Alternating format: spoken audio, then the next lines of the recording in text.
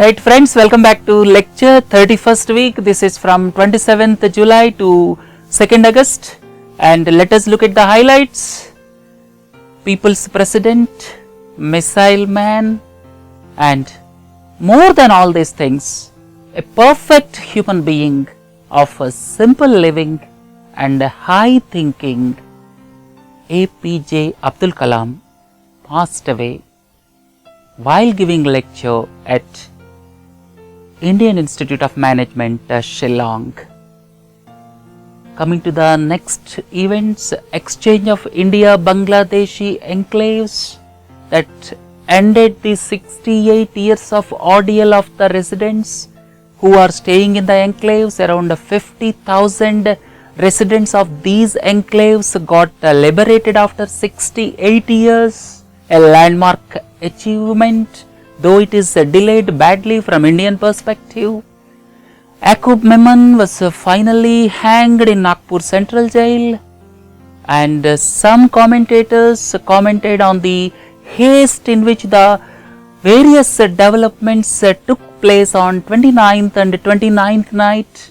Supreme Court rejected the curative plea of the central government in the Rajiv Gandhi assassination case.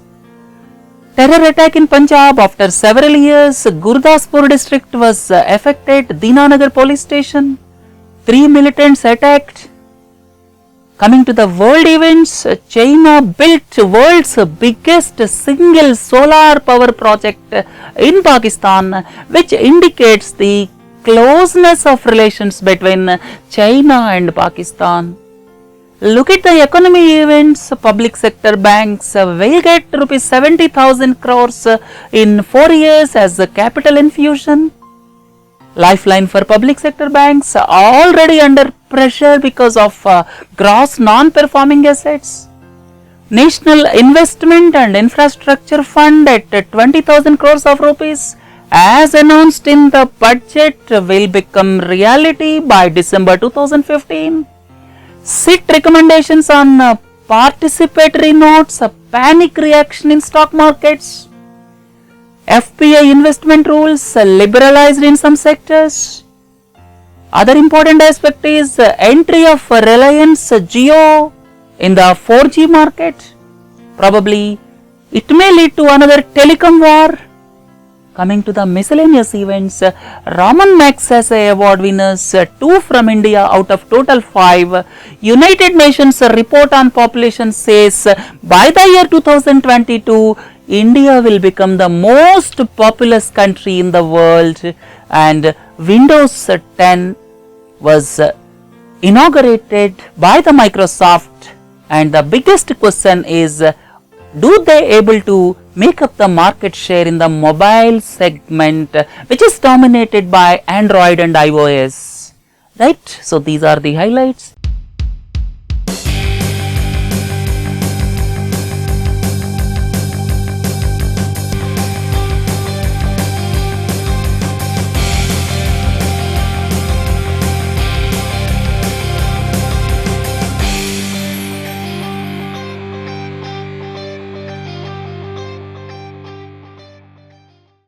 Let us look at the first issue, unfortunate demise of APJ Abdul Kalam, known for simple living and high thinking, passed away. He went to Shillong to give lecture on livable planet Earth. While giving lecture, he collapsed and subsequently he was rushed to the hospital and he was declared dead. And 83-year-old Abdul Kalam was born in Rameshwaram. After completing his primary education, he was graduated in physics from Tiruchirappalli.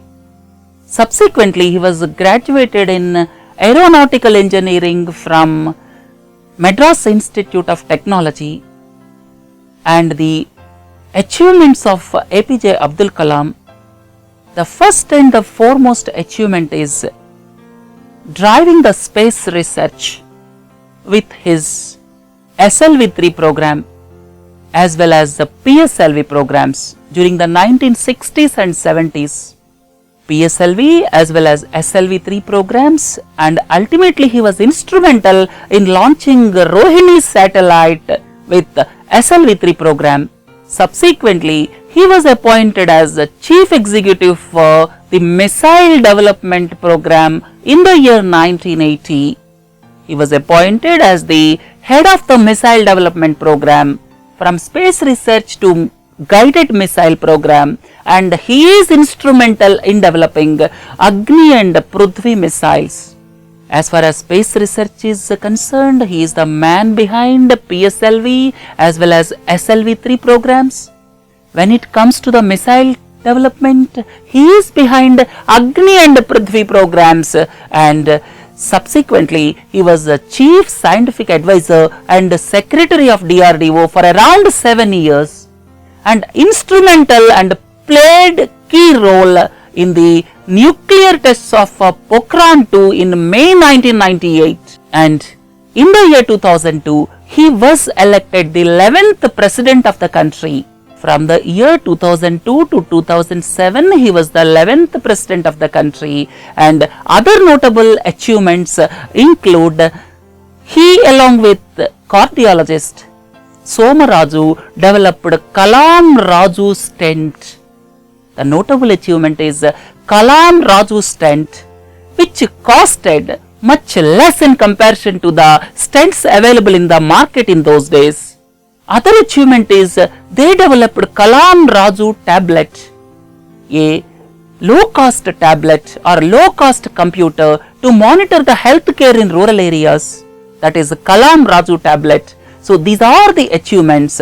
More than all these things, he is one of the finest human beings who motivated the youth of this country. He spent most of the time with the children, and the awards, if you look at Padma Bhushan by Government of India in 1981, Padma Vibhushan in the year 1990, 1997, Bharat Ratna, and he got several other awards. You can look into this PPT, but these are the 3 prominent awards given by the Government of India.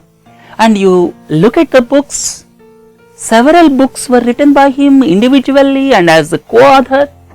Prominent among the books, please look into this PPT, Wings of Fire, India 2020, how India should be in the year 2020, unveiling a vision, that is the Vision 2020, Ignited Minds, Target 3 billion, targeting 3 billion at the bottom of the pyramid.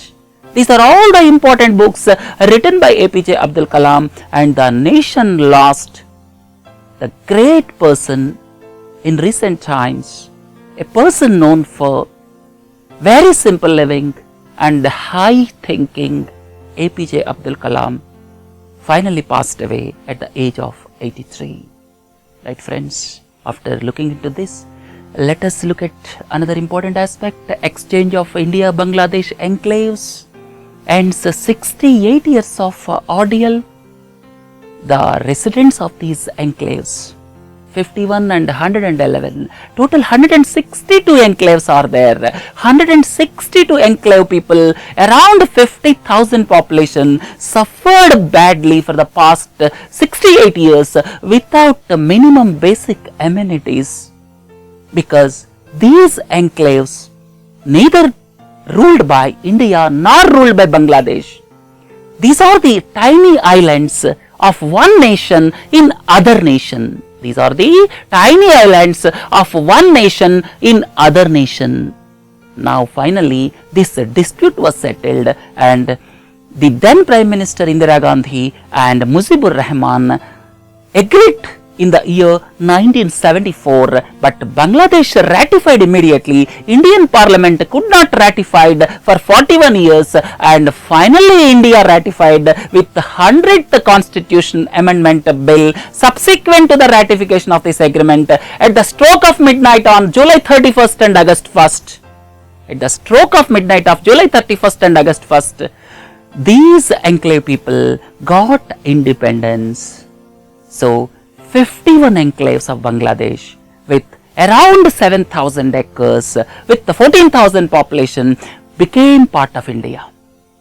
111 enclaves with around 17,000 acres with around 36,000 population became part of Bangladesh. And finally, basic amenities, civic facilities, citizenship, everything will be granted now to these citizens. And about this Indo-Bangladesh Accord, we have discussed and deliberated in detail in the previous lectures when the Constitution Amendment Bill was passed. And please refer to that lecture to look into more details about this land enclaves of India and Bangladesh. Right, friends? Look into the next one. Yaqub Memon was finally hanged in Nagpur Central Jail. He was convicted in 1993 Mumbai serial bomb blast. 257 people died in those bomb blasts in 1993 in the financial capital of India, that is Mumbai, and subsequently he was convicted and awarded the death penalty. He approached Supreme Court. Supreme Court dismissed his petition. Supreme Court also dismissed his review petition. Subsequently, Supreme Court also dismissed his curative petition. You may ask, what is curative petition? To know more about curative petition, please look into the previous week's lecture. We deliberated in detail about curative petition. Supreme Court also dismissed curative petition, and finally, the petition challenging the death warrant was also dismissed by 3-judge bench. There was a disagreement between 2 judges, and subsequently it was referred to 3-judge bench that also rejected the petition filed in the last minute. They filed a petition citing some irregularities in dealing with curative petition, and this was also dismissed by 3-judge bench. And under Article 72, President can pardon, and President dismissed the mercy petition or rejected the mercy petition under Article 72 of the Constitution. As well, Governor of Maharashtra also rejected the mercy petition under Article 161 of the Constitution. So, all the roads leading to the commutation of death penalty were ended by the morning of July 30, and finally he was hanged on July 30 in Nagpur. And some critics raised objections with the undue haste shown from various quarters during the last 24 hours in dealing with various petitions relating to Yaqub Memon. Right? Look into the next one. Supreme Court rejected the curative plea of the central government in Rajiv Gandhi assassination case. Please look into this picture. Santhan, Murugan and Perarivalan. Santhan, Murugan and Perarivalan. They were sentenced to death initially. Subsequently, they approached and applied for mercy to the President of the country. President took 11 years.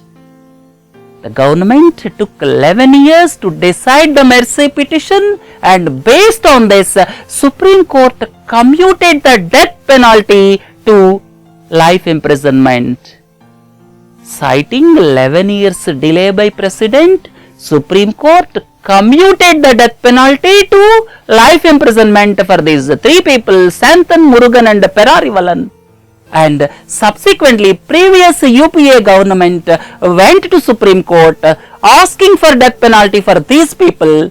They went to the Supreme Court, that is called curative petition, for review of the commutation, but now Supreme Court has rejected it, citing they took 11 years to decide the mercy petition. It raises hope in the convicts. So, it is not understood why government took 11 years to decide about the mercy petition.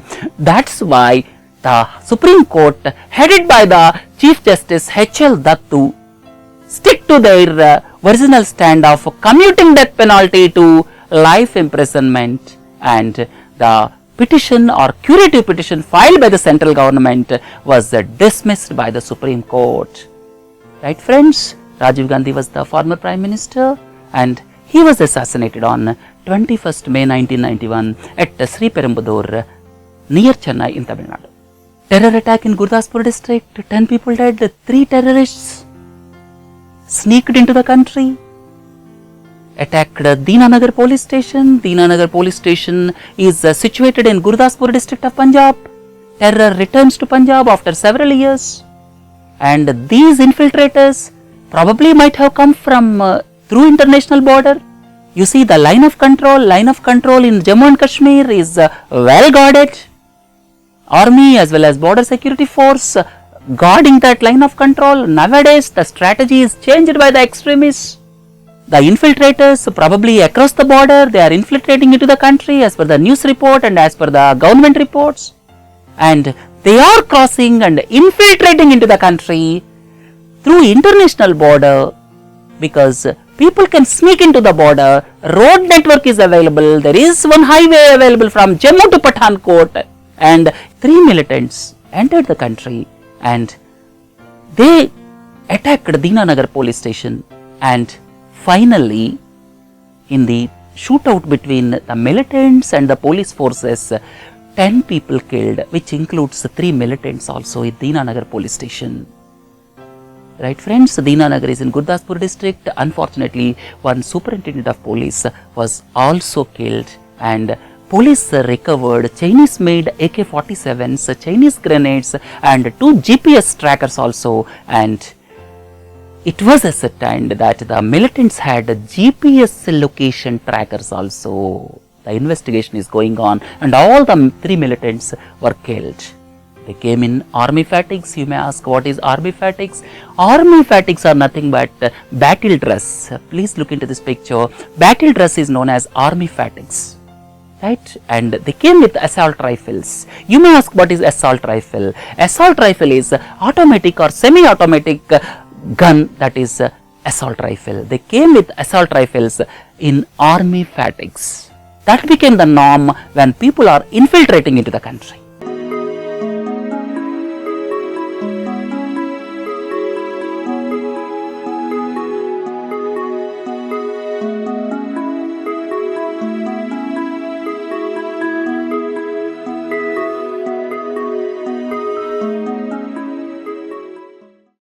Right friends, look into the next issue. China builds world's biggest solar power plant in Pakistan. This shows the growing relationship between Pakistan and China. All of you are well aware that recently when the Chinese Premier Xi Jinping visited Pakistan, he committed $46 billion of investment for the Gwadar-Kashgar economic corridor, which passes through Pak-occupied Kashmir. And not only that, please look into this. Within 3 months, they built world's largest single solar photovoltaic power plant.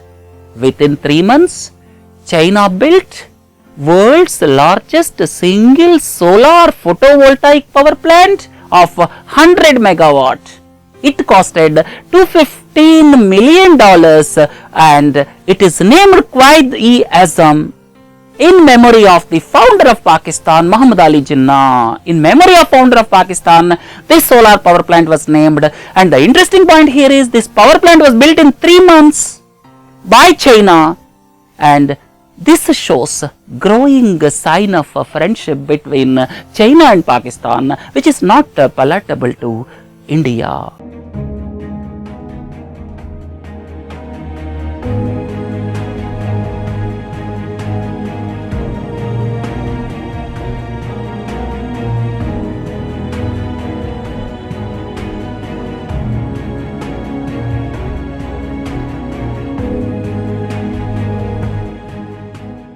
Right friends, look into the economy events. Public sector banks to get 70,000 crore in 4 years.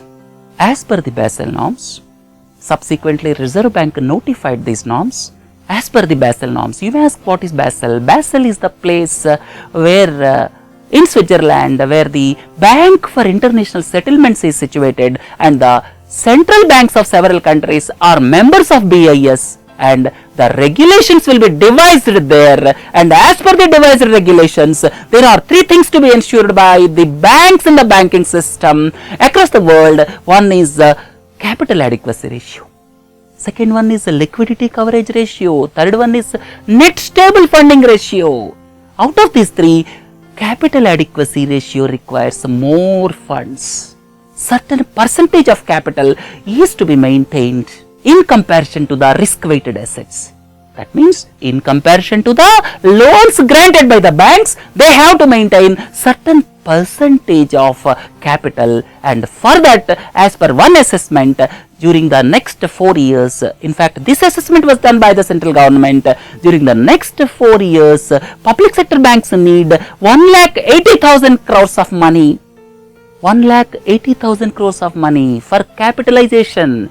Out of 1,80,000 crores of money, government recently stated it will give 70,000 crores in 4 years, and balance 1,10,000 crores is to be taken from the market by the respective banks.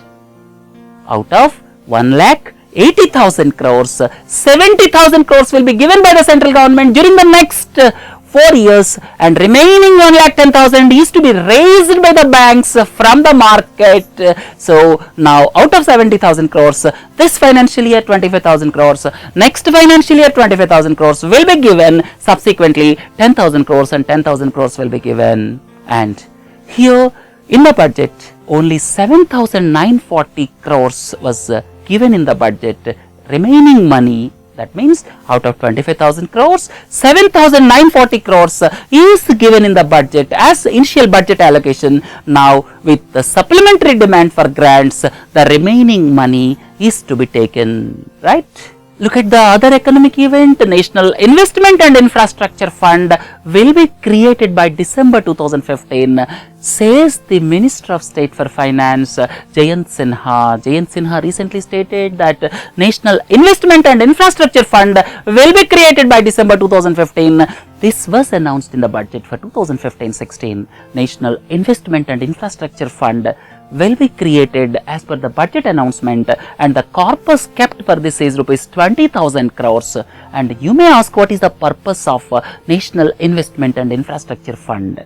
The main purpose is infrastructure projects are long gestation projects. Infrastructure projects are long gestation projects. That means income will be generated after a long period and in the long run.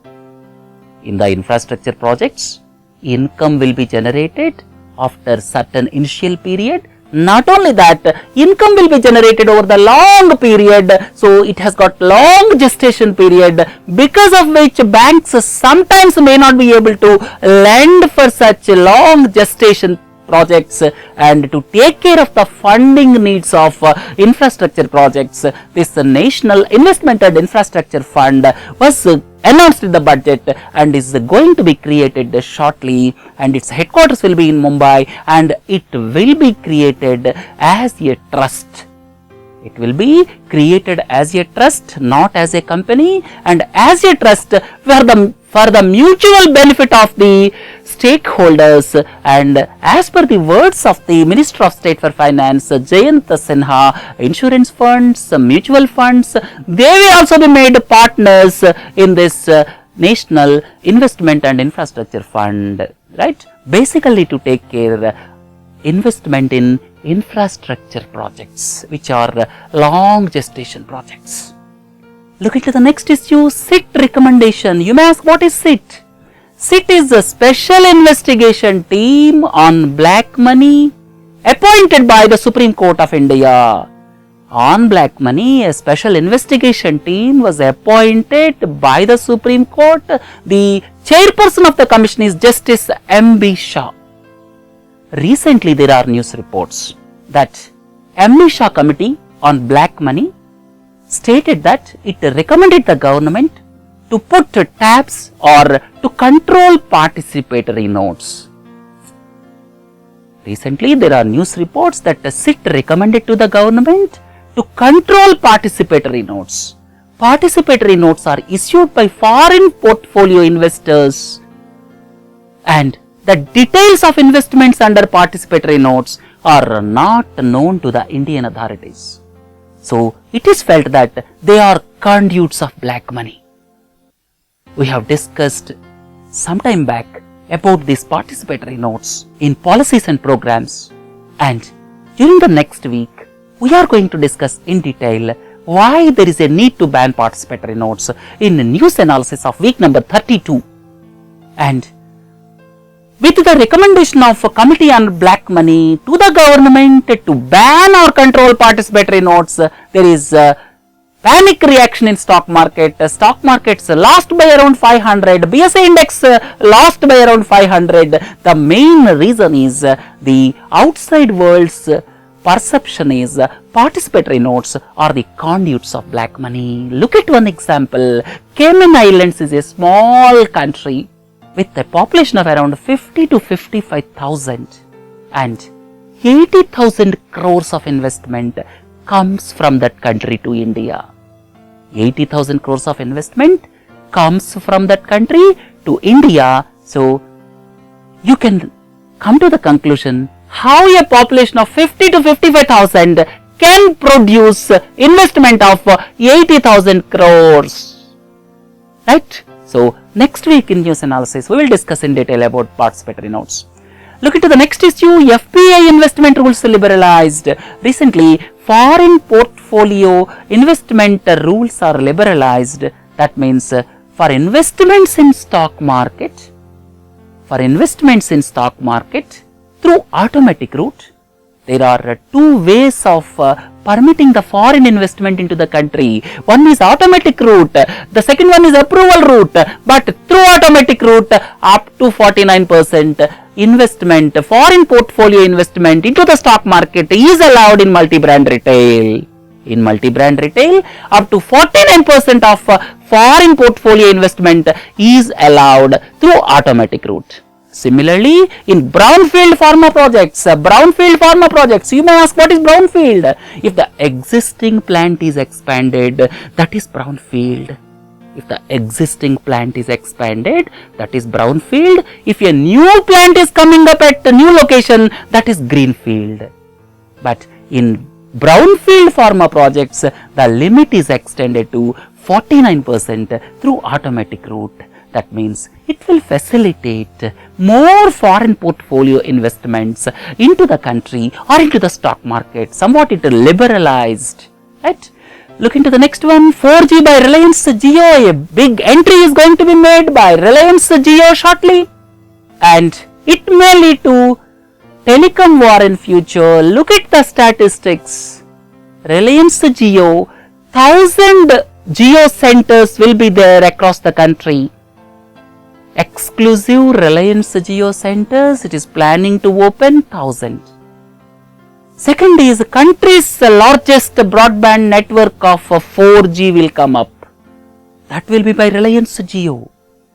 December 15, it is going to kickstart its operations to cover 80% of the population of the country at once.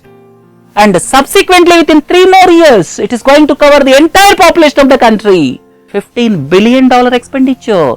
$15 billion is nothing but around 1 lakh crores. 1 lakh crores of rupees is spent by Reliance Jio for this purpose, and self-branded devices will be marketed, and 5 lakh connectivity outlets across the country will be there. So a big launch by Reliance Jio in 4G is going to come up. Big launch by Reliance Jio is going to come up by December 2015. Probably it may send shock waves to Vodafone, Idea, Airtel. Sensing this, Airtel launched their 4G services in advance. Recently they launched. We are going to discuss in 32nd week. Right friends? You may ask what is 1G? 1G is analog transmission. 2G is digital. 3G is high speed data transfer. 4G is basically high speed video streaming. So you can broadly understand 1G, 2G, 3G, 4G. 1G is analog, not digital. 2G is digital. 3G is high speed digital data transfer. 4G is high speed video streaming. Right? So this is about 1G, 2G, 3G, 4G. Now with the entry of Reliance Jio, probably there may be 4G revolution in the country by next year.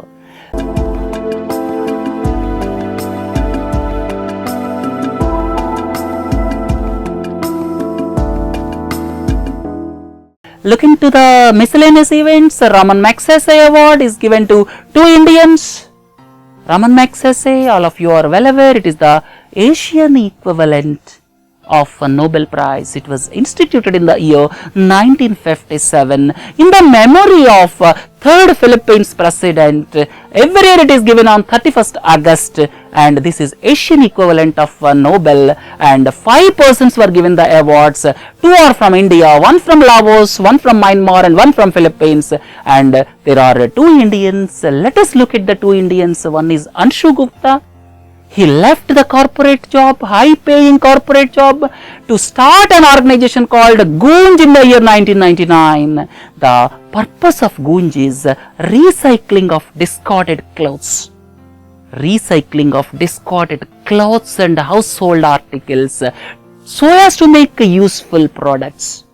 And Anshu Gupta was given this award for culture of giving. And so far, he converted 1,000 tons of used clothes and household goods.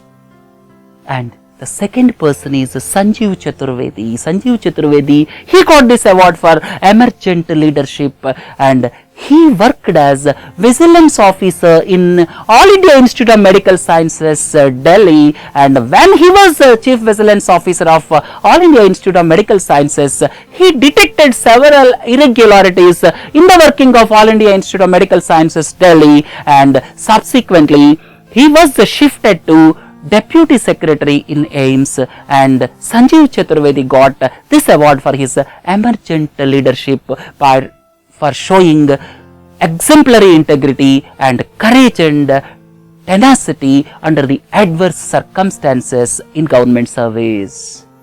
Look into the next one. United Nations Report on Population, World Population Prospects 2015 revision was released recently. By the mid of 2015, world population reached 7.3 billion. World population reached 7.3 billion, and by the year 2030, it will reach 8.5 billion. By the year 2050, 9.7 billion. Please don't forget, 1 billion is 100 crores. At present, China is the most populous country with 19% of the population, and India is behind with 18% of the population in the world. And Africa, the population growth will be very fast during the next 35 years up to 2050. 50% of the increase in population growth will occur in Africa. And please don't forget, as per this report, by the year 2050, Nigeria will be the third most populous country in the world. Nigeria will be the third most populous country in the world. At present, United States of America is the third most populous country, and Nigeria will replace United States of America as the third most populous country by the year 2050. And this report was released by United Nations Department of Economic and Social Affairs, or popularly called DESA, DESA. When it comes to India, India will overtake China by the year 2022. India's population and China's population will become 1.4 billion each by the year 2022, and from 2022 onwards, India will overtake China. So, as per this report, by the year 2022, India's population may overtake China's, and subsequently, India will be the most populous country. But please don't forget, China is reversing its policy of one-child policy shortly. After that, China's population may also increase. Whether this was factored in by the United Nations report or not is not clearly known. And at present, India's population is 131 crores. Please look into this chart. And by 2030, it will become 150 crores. And by 2050, it will become 170 crores, or 1.7 billion. Look into the last issue of the week. Windows 10. Can it break the stranglehold of Apple and Google in mobile segment? The biggest mistake of Microsoft, they are not able to judge the importance of mobile segment so far, and they are now trying to take the market share because Android and iOS are the leaders in mobile segment, and recently they released Windows 10 with the new browser Edge and with the new personal assistant Cortana, and Several additional features are there. Automatically locks in users by scanning face, iris or fingerprint. Built-in security to protect corporate data and corporate identity. These are the special features of Microsoft Windows 10, which was unveiled recently, and this will be available in 190 countries. It is to be seen whether Microsoft will regain its glory, because previous quarter Microsoft declared $3.2 billion loss, right? With this, let us conclude lecture part. Please do join for news analysis and features. Have a nice day. Thank you.